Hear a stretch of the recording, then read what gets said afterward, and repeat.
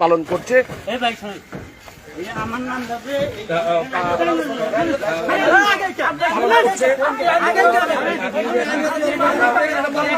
সরকারি বরাত দেওয়া তথ্যসাতের অভিযোগে মোগলহাটের প্যানেল চেয়ারম্যানের বিরুদ্ধে মানববন্ধনে অপসারণ দাবি। লালমনিরহাট প্রতিনিধি এর পাঠানো তথ্যচিত্রের ডেস্ক রিপোর্ট। রোববার 23 আগস্ট সকালে মোগলহাট ইউনিয়ন পরিষদ কার্যালয়ের সামনে লালমনিরহাটের মোগলহাট ইউনিয়ন পরিষদের প্যানেল চেয়ারম্যান মো.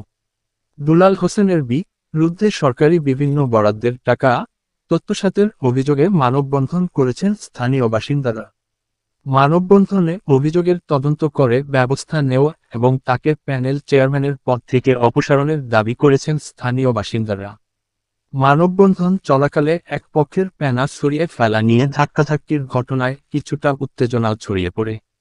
মানববন্ধন ইউনিয়নের বিভিন্ন ওয়ার্ডের সাধারণ মানুষ, স্থানীয় নেতাকর্মী ও অভিযোগকারী কয়েকজন ভুক্তভোগী অংশ নেন। মানববন্ধনে শুকুর উদ্দিন ওরফে শুক্কুর মেম্বার এসে অংশগ্রহণকারীদের টানানো প্যানা সরিয়ে ফেলার চেষ্টা করেন। এ নিয়ে উভয় পক্ষের মধ্যে ধাক্কাধাক্কি হয় এবং ঘটনাস্থলে কিছুটাও উত্তেজনাকর পরিস্থিতির সৃষ্টি হয়। মানববন্ধনে বক্তারা অভিযোগ করেন, প্যানেল চেয়ারম্যান দুলাল হোসেন সরকারি বিভিন্ন প্রকল্প, ত্রাণ ও উন্নয়ন খাতের বরাদ্দের অর্থ যথাযথভাবে বিতরণ না করে তথ্যসাৎ করেছেন। এই কাজে মোগলহাট ইউনিয়ন বিএনপি নেতা ও ইউপির সদস্য শুকুর উদ্দিনের সঙ্গে তার যোগসাজশ রয়েছে বলেও অভিযোগ করেন তারা।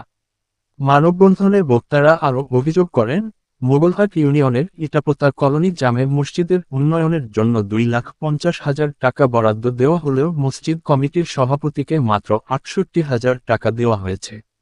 বাকি টাকা প্যানেল চেয়ারম্যান আত্মসাৎ করেছেন বলে অভিযোগ করেন তারা। মোগলহাট ইউনিয়ন পরিষদের প্যানেল চেয়ারম্যান মো.